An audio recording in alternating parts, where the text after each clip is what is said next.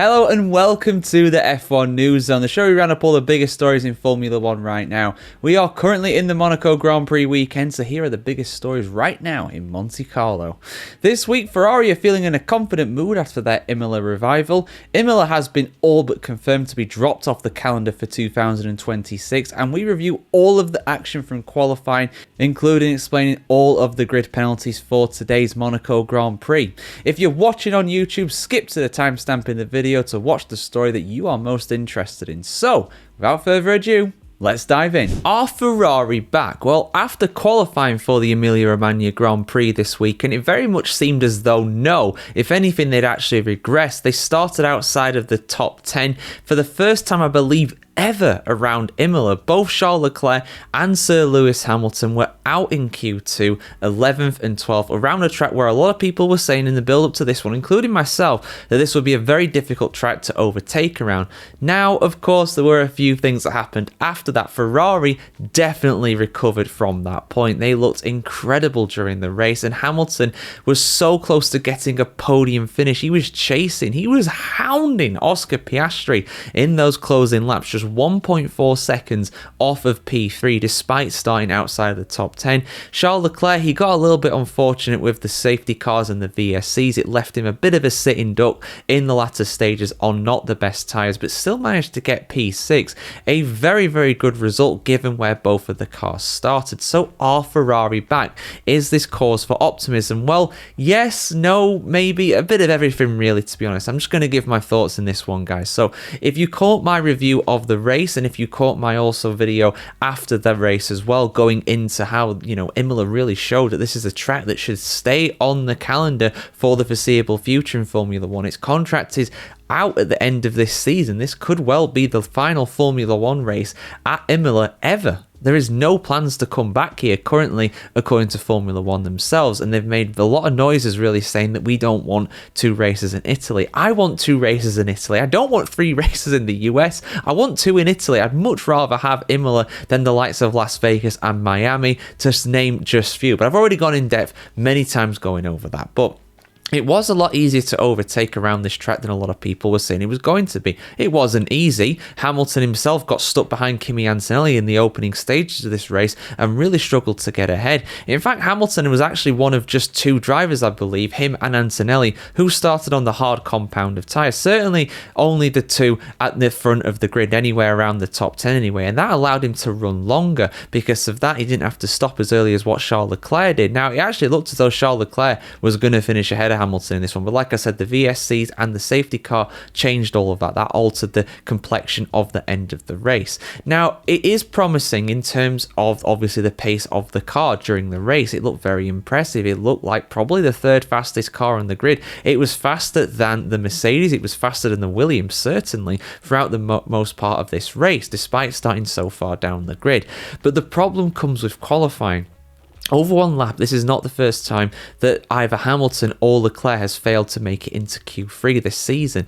And of which race are we coming up to next? Monaco. Monaco, the track where, of course, qualifying is so important. It is crucial. And even with those 2 mandated pit stops this year, which is a new rule for this season, I think they're going to very much struggle to score points, or solid points anyway.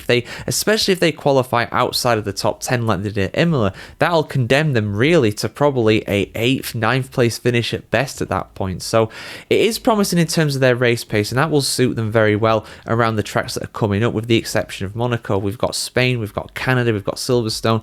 Those tracks should all suit the Ferrari. I think they should look pretty good around them. But if they're qualifying poorly, like currently are in Imola anyway, or they did at Imola this weekend, I should say, I think it's going to be very difficult for them to really move forward, especially at Monaco. So yeah, it's kind of a positive sign. I think there is pace in that car in the right conditions, hot conditions. It seems to do well in very hot conditions, and we had, of course, very hot conditions for the Chinese sprint where Hamilton won. We had pretty hot conditions as well at Saudi Arabia where Leclerc managed to get a podium, but then again, Miami was hot as well, and they looked pretty terrible. So I don't know, it's really hard to read right now with Ferrari.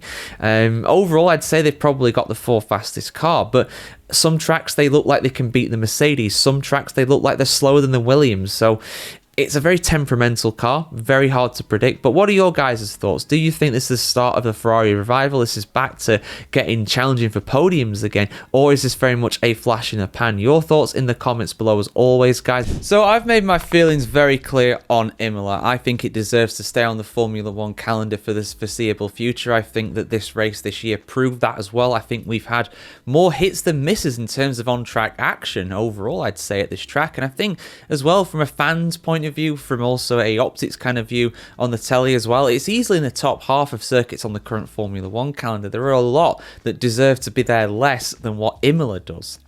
But all of the noise coming out of Formula 1 is very much pointing towards the fact that at best it's going to go on race rotation and at worst it's going to drop off the calendar entirely. Of course, the Belgian Grand Prix at Spa-Francorchamps, that's going to go on a race rotation deal in the near future. I wouldn't be surprised to see Barcelona do something similar, perhaps rotating around with Imola as well. But the prospects of seeing more Grand Prix at this track have very much been blown a death strike by the F1 CEO, Stefano Domenicali. I'll explain all as I read through this article here on the F1Chronicle.com, guys, as always. Another sign that Imola has already hosted its final Formula 1 race for now has emerged.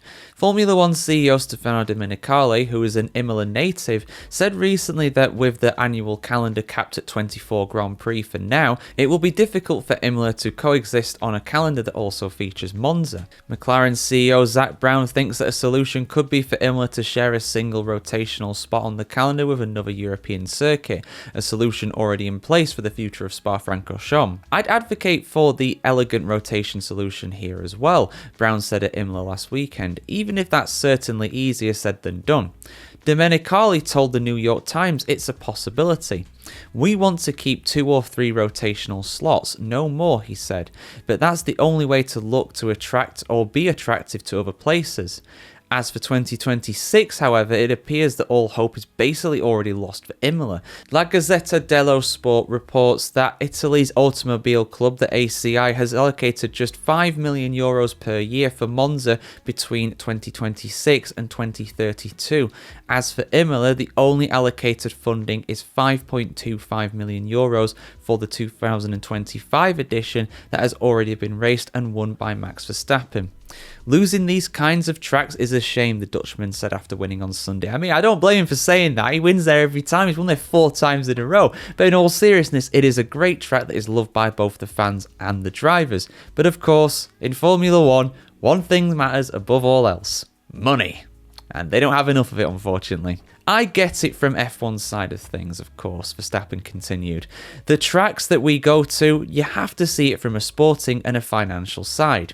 It's pretty much purely financial, really. Very little sporting, to be honest, but hey, there we go. For me personally, when I just speak about the enjoyment of driving, it's this kind of track that made me fall in love with racing in general. There were always these few tracks that you look at the speeds, look at how difficult they are to master, the history of the sport at certain tracks. It's all very special and it gives you a bit more emotion. It's definitely a shame for me personally, but what can I do about it, Verstappen added. Not really much, to be honest. You know, he's a driver, you know, he's a very important driver, the 4-time reigning world champion, but he's just a driver at the end of the day. It's not really much he can do. So, yeah, I mean, you know, I've made my feelings about this very, very clear in a number of different videos for you guys. I think it should stay. I've given my reasons why. I gave my reasons why at the start of the video. You know, you've also got the Tifosi there, the Ferrari fans, and as well, Formula 1, again, pushing this narrative. Oh, we don't want 2 races in a country. You've got 3 in the USA, and you've also got 2 that are currently contracted in Spain for next year as well. The Spanish Grand Prix is going to the Madring, and then of course you've got Barcelona, which is also contracted to be on the calendar. So you can't even say we don't want 2 European rounds in the same country. You can't even say that, because you've got that in Spain as things stand, unless they change, of course, which of course with Formula 1 it's always subject to change. But yeah, I think it's just sad. I don't think it's a surprise.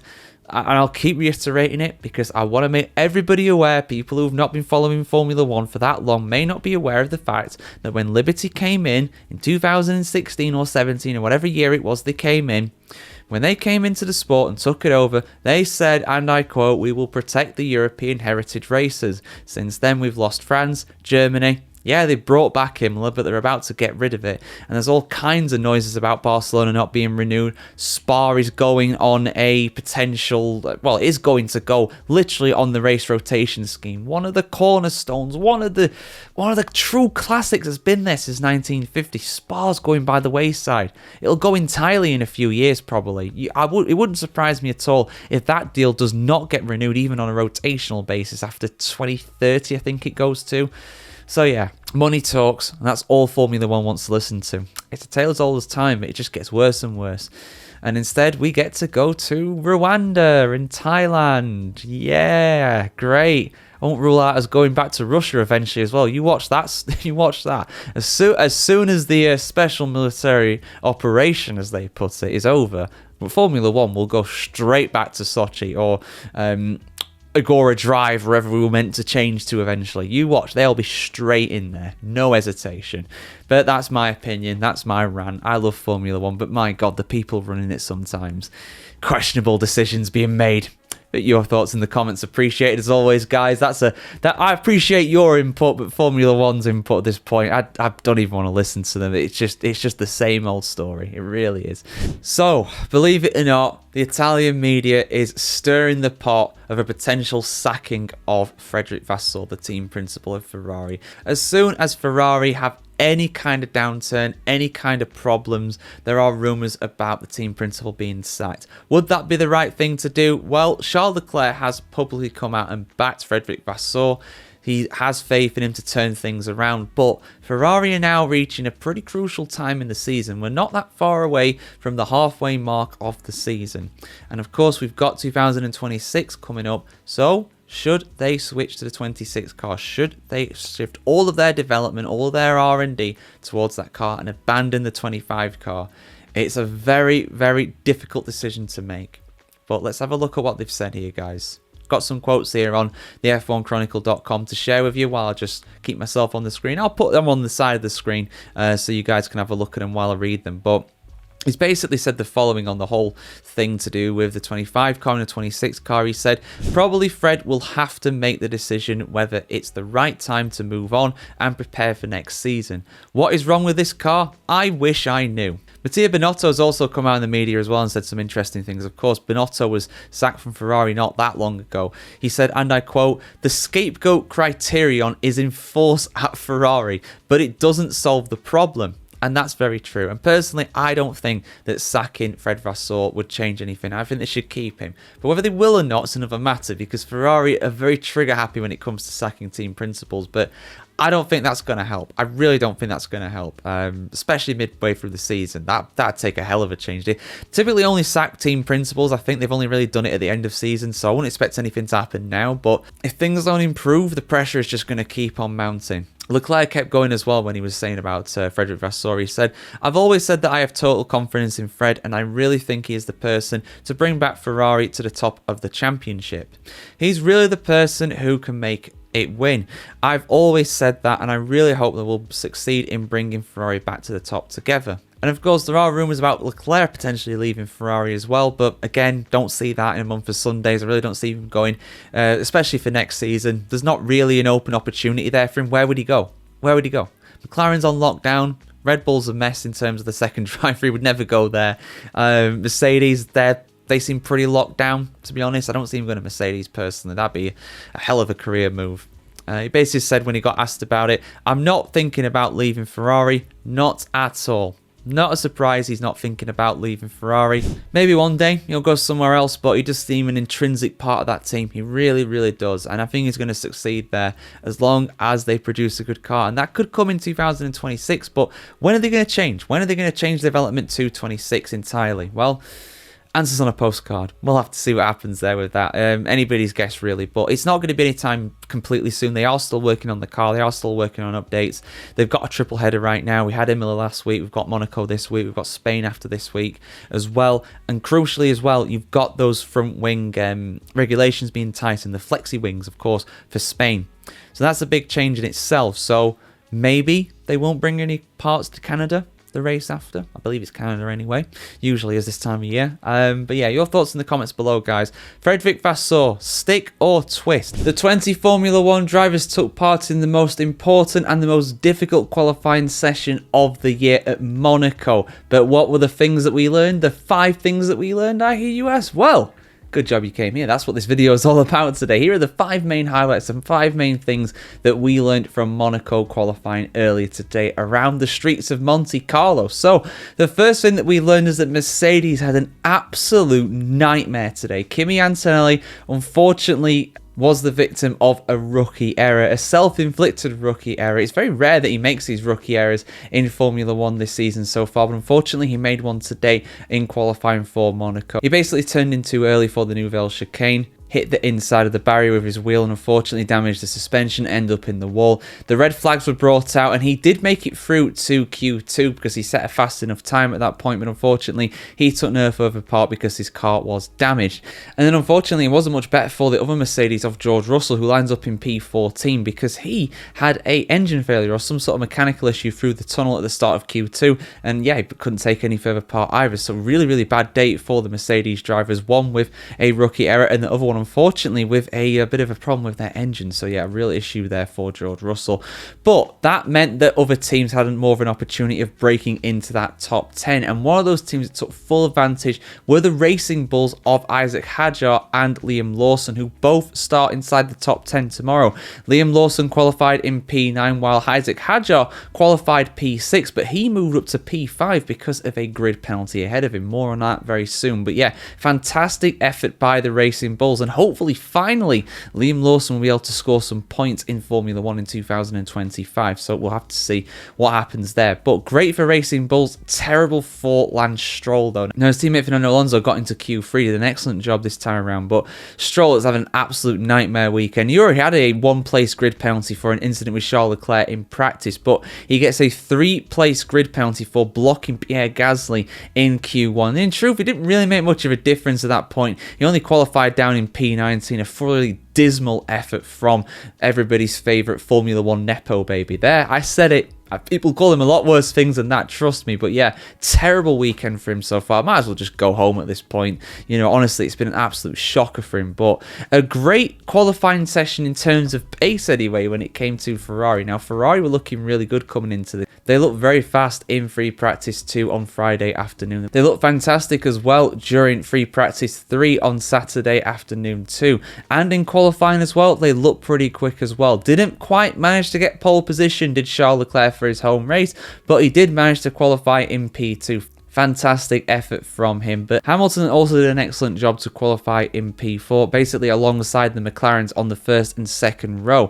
But however, Hamilton was given a 3-place grid penalty. Why? He was blocking Max Verstappen during qualifying, and unfortunately it's a slam dunk in that situation. I will do a separate video going through all the penalties for the Monaco Grand Prix. There's quite a few grid penalties, 4 in total for 3 different drivers, and Hamilton was one of the victims of that. By lots of things, it seemed like a deserved penalty for me. I don't think there's going to be any arguments about that, but yeah, really sad to see that. But overall, the pace of the Ferraris, particularly in qualifying, is a lot better than what we saw last week in Imola. And around Monaco, it's so crucial. So he's starting in the top 10 at least, which is something, but P7, it could have easily been P4 had he not made that mistake. But let's talk about Lando Norris. Let's talk about Oscar Piastri. Piastri lines up in P3. Lando Norris, though, he's bringing home the Monegasque bacon, at least so far during this weekend. He lines up on pole position. He set the new track record as well with that. The first driver to ever set a lap of Monaco, I believe, under 70 seconds. Absolutely mesmeric. He needed that. He really needed that. He's not won in a very long time. He needs a victory in Formula 1.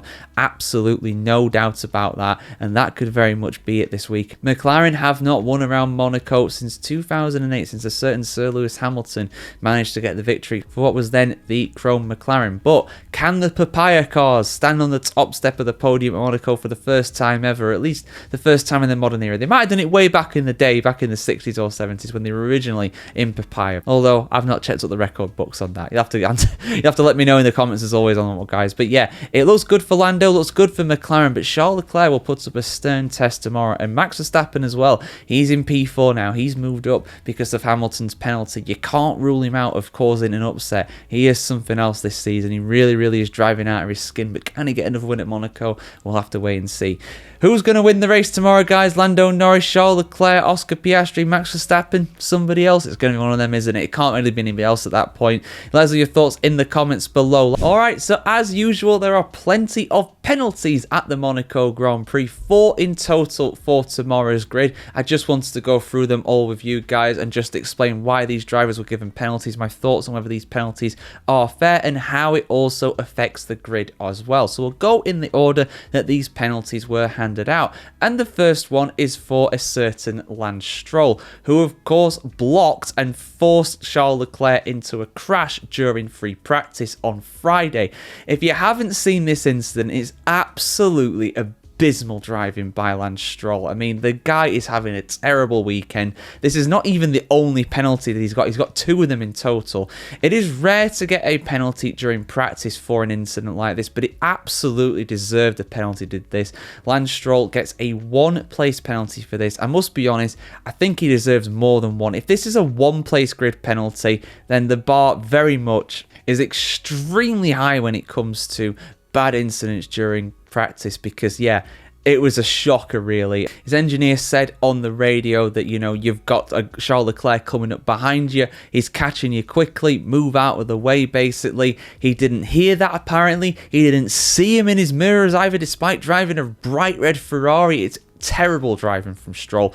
A 1000% deserved penalty, and really it should be more. I really think this should be at least 3 or 5 places. This is a shocker. If you do this in qualifying, I think you're getting a 10-place penalty. He was very lucky that this was only during practice, but it wasn't the only penalty to be handed out during practice. Unfortunately, Ollie Bearman, he got a 10-place penalty for his troubles during practice. Why was this? Well, it was due to him overtaking another driver while out on track when the red flags were being shown. You cannot overtake under red flags. It's an absolute slam dunk.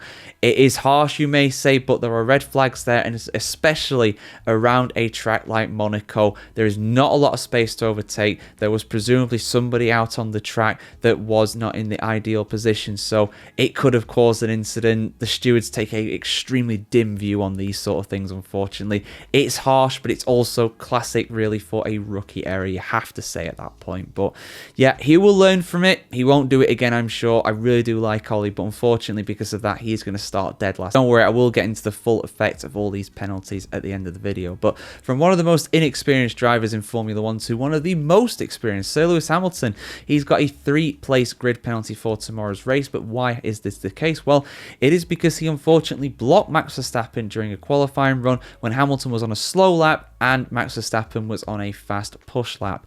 Now, I do feel sorry for Hamilton. If you look at the onboard and listen to the radio at that point, he was told by his race engineer that Max Verstappen's coming up behind you, he's going quite quick, and then the engineer said, oh wait, no, he's slowing down.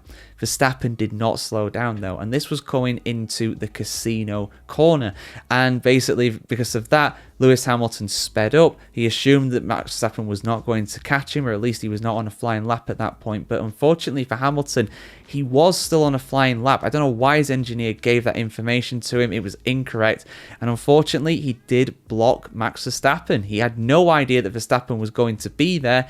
It's unfortunate, but unfortunately a mistake by the race engineer has cost Hamilton 3 places on the grid. And let's talk about Lance Stroll again. Like I said, an absolute shocker.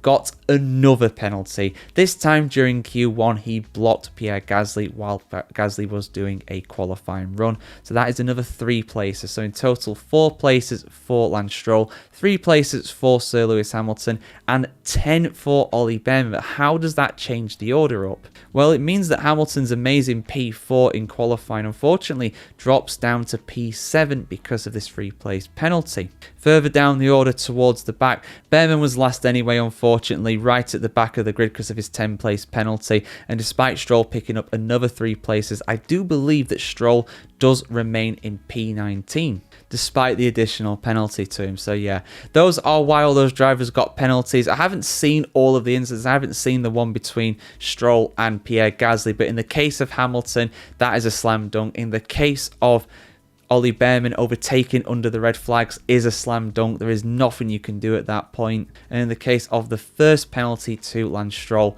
honestly, he's so lucky that's only 1 place. I really do think, I strongly believe that should be more. That is really, really poor driver conduct from a driver that is experienced in Formula 1. Just like we were saying in my Friday practice review, he's an experienced driver in Formula 1. He's got like 150 starts, something ridiculous like that. 177 starts. He's the most experienced Canadian Formula 1 driver of all time. He's more experienced than Jacques Villeneuve, but my God, nowhere near as good as him. Nowhere near as good as him in the car. But your thoughts in the comments below, guys. Were all these penalties deserved? Are they too harsh? Rules are rules to an extent. But yeah, you can argue about all these until you're blue in the face. But the stewards, a lot of the time, especially when it comes to overtaking under red flags, they don't make any exceptions for that. You're going to get punished. You're going to get slapped with a really big penalty. Whether it be right or wrong, them's the rules. Like, share, comment, subscribe if you want to see more like this. And have a fantastic day wherever you're on the world today, guys. And of course, I will bring you the full review for the Monaco Grand Prix shortly after the conclusion of the race tomorrow. Have a great time wherever you're in the world today, guys. And we'll see you very soon for much more content on the world of Formula 1, just like this.